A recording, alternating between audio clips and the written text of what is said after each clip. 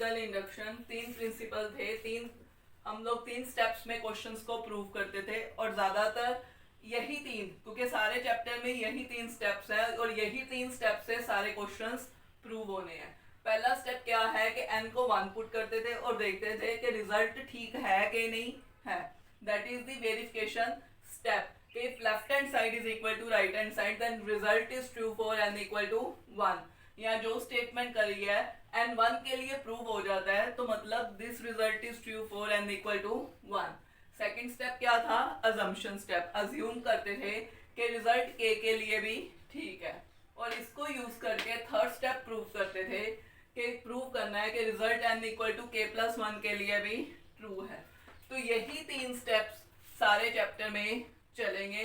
Category अलग अलग है क्वेश्चंस की, लेकिन स्टेप्स यही 3 है। तो अलग अलग कैटेगरी के क्वेश्चंस करते हैं आज। अभी मैंने एक्सप्लेन करा था कि अगर इंडक्शन ना भी कहा हो, अगर n नेचुरल नंबर वाले क्वेश्चन आ जाए n, तो हमें इंडक्शन से ही करने हैं। अभी लिखाया है कि उसके 3 स्टेप्स हैं। कौन कौन से? n को 1 के लिए वेरीफाई करते हैं, फिर अजम्पशन स्टेप और फिर प्रूविंग स्टेप। तो पहला स्टेप क्या है? Put n equal to 1। Left hand side क्या आ जाएगा? देखो, जब n 1 लेते हैं तो ये फर्स्ट टर्म लेते हैं। फर्स्ट टर्म क्या आई? 1 इंटू 2। ये इंटू का मतलब है, पॉइंट नहीं है। जब ये डॉट आ जाए तो इसका मतलब ये मल्टीप्लाई हो रहा है, वो पॉइंट नहीं है। 1.2 नहीं समझोगे, ये मतलब है 1 को 2 से मल्टीप्लाई कर रहे हैं। तो क्या आया आपके पास? 2। राइट हैंड साइड क्या आई है आपके पास? देखो, n को 1 पुट करा, 1 1 प्लस 1 1 प्लस 2, तो कैलकुलेशन करी, ये भी 2 आ गया। So left hand side is equal to right hand side. This implies result is true for n equal to 1। तो ये पहला स्टेप हो गया। सेकंड स्टेप क्या था? अज्यूम करते हैं। Assume that result is true for n equal to k। तो जहां n है वहां k पुट कर देंगे up to so on 1/3 k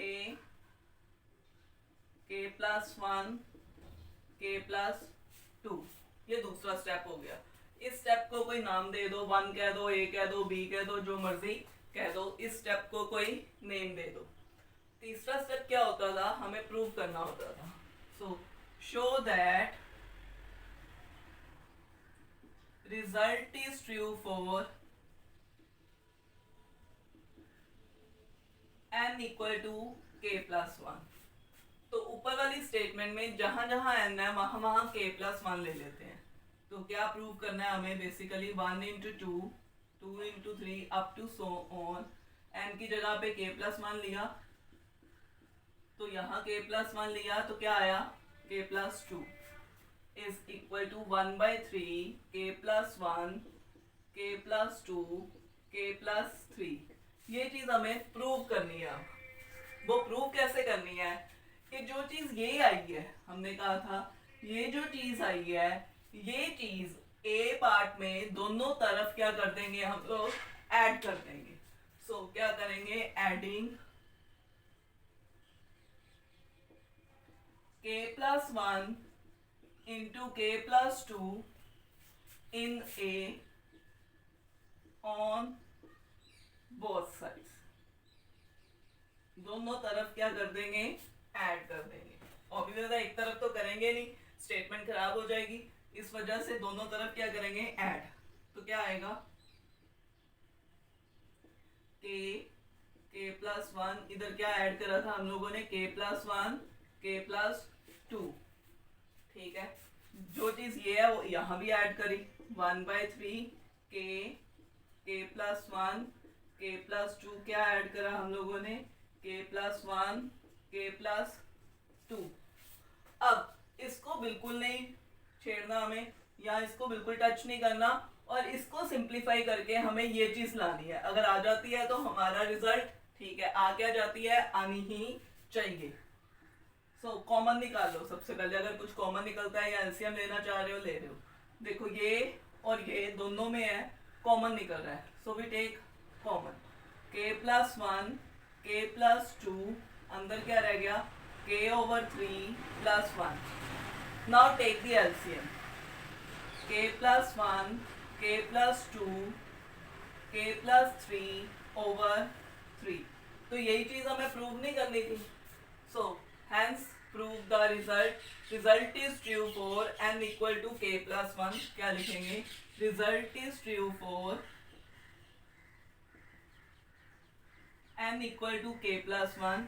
Hence induction is completed. हम लोगों ने जो भी रिजल्ट उसने प्रूव करना था वो हम लोगों ने कंक्लूड कर दिया, हम लोगों ने इंड्यूस्ड कर दिया रिजल्ट. असली स्टेप यही है, इसके ही सबसे ज्यादा मार्क्स होते हैं. देखो फिर दोबारा ये स्टेप देखो, पहला तो बहुत इजी था, दूसरा ज्यूम ही करना था, तो तीसरा प्रूव करना था. जो प्रूव करना था वो हम लोगों ने एक स्टेप पे लिख लिया कि ये चीज हमें प्रूव करनी है. और ये जो लास्ट में चीज आई है ये इस वाली इक्वेशन में क्या करना है, दोनों तरफ ऐड करनी है और फिर उसके बाद राइट हैंड साइड को सिंप्लीफाई करके हमें ये लाना है. तो वो किसी ना किसी वे से आ जाएगा. तो अगर आ गया तो result is true for n equal to k plus 1. Hence induction is completed. Clear student. तो क्वेश्चन कैसे करोगे, वही पहला स्टेप, n को 1 पुट करा, लेफ्ट हैंड साइड क्या आ गई x, राइट हैंड साइड क्या आ गई आपके पास 1/2 1 3 माइनस 1 इंटू एक्स, तो वो भी x आया. So left hand side is equal to right hand side. This implies result is true for n equal to 1. अगला स्टेप क्या था, assume that result is true for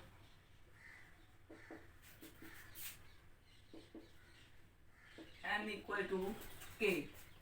तो n को k put करो, x 4x 7x up to so on 3k minus 2x is equal to half k 3k minus 1x.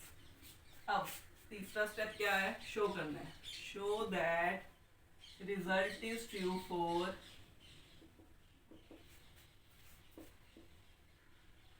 n equal to k plus 1. तो क्या show करना है हमें, क्या prove करना है, x 4x up to so on, n को k plus 1 put करा, हाफ k प्लस 1, ये क्या आ गया. अब ये जो चीज है ये दोनों तरफ ऐड करनी है. एडिंग क्या करना है हमें, 3k प्लस 1 आया x in a on both sides, क्योंकि हमने इस नंबर को a कह दिया था. सो x 4x 7x up to so on 3k minus 2x plus 3k plus 1x, इधर भी ऐड करा और यहाँ इधर भी ऐड करा, half k 3k minus 1x plus क्या ऐड करा हम लोगों ने 3k प्लस 1x. अब देखो इसको सिंप्लीफाई करेंगे तो क्या आना चाहिए आपके पास, ये वाला रिजल्ट आना चाहिए. तो करते हैं सिंप्लीफाई. कुछ कॉमन तो निकलता नहीं है, x कॉमन निकल रहा है और एलसीएम ले लेते हैं. k 3k minus 1 plus 2 3k plus 1. करो सिंप्लीफाई इसको. 3k square minus k plus 3k क्या आ जाएगा 5k प्लस 2. अब देखो इसके फैक्टर्स बन रहे हैं, बनाओ फैक्टर्स. क्वाड्रेटिक है, splitting the middle terms make the factors. तो वो क्या फैक्टर बनेंगे, देखो मैं यहाँ ही लिख रही हूँ, x/2 3k स्क्वायर 5k को क्या तोड़ा 3k प्लस 2k प्लस 2. इस तरह से तोड़ते हैं ना. 3k कॉमन निकला तो क्या आया k प्लस 1, 2 कॉमन निकला तो क्या आया k प्लस 1. हम लोगों ने सप्लेट कर दिया. x/2 k plus 1 3k plus 2. तो ध्यान से देखो, अगर इसको खोलोगे तो 3k प्लस 2 ही आएगा. इस स्टेप को हम इस तरह से लिख सकते हैं ना 3k+2, क्योंकि बाकी दो तो एज इट इज लिख दिए। 3k+2 को लिख सकते हैं +3 - 1, इन दोनों में से 3 कॉमन निकाल दिया तो बिल्कुल वो देखो सेम आ गया। Therefore result is true for n equal to k+1, hence induction is completed. Is that clear, students?